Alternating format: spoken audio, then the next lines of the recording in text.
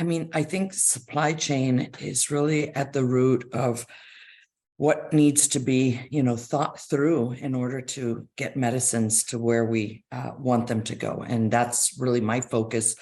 I work for Gilead Sciences in a division called Global Patient Solutions. We're responsible for ensuring that medicines available in first world countries make it to the developing world. So the entire continent of Africa, South and Southeast Asia. And I manage the voluntary license for Gilead. So I work with a lot of our Indian generic manufacturers and others. We have one on the African continent in Egypt and one in Pakistan.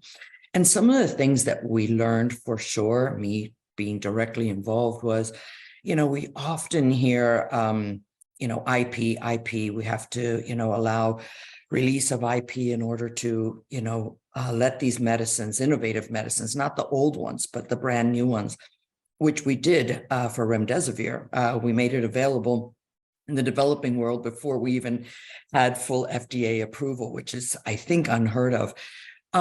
It was not IP that held us back. It was most of these countries. So we had a license that allowed 127 countries to have access to generic versions. More than 8 million treatments, not vials, but treatments were made available.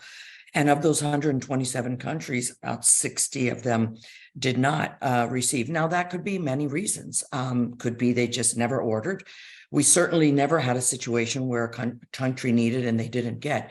But what we have found was, and the feedback we heard from our licensees was, the lack of procurement systems in a lot of these countries. And that's a critical component of supply chain. And so I think we really need to help those countries. And I think, women, I mean, anybody can help in that space, but I do think it's quite tedious, that entire procurement process. And many of these countries, the data shows, will rely on, women. So we need to empower them. I'm happy to say that at Gilead, 9 of our senior level, C-suite and above, of the 9, 5 are females, and the head of our product and manufacturing development and manufacturing is a female. So we truly believe in empowering women in this space. So I'm super thrilled to be part of this conversation, and I'd like to take it, as far as we can, case studies and the like, to see how we can help these countries if we truly want to be prepared for that next pandemic. It wasn't lack of product. It wasn't, IP standing in the way as a barrier.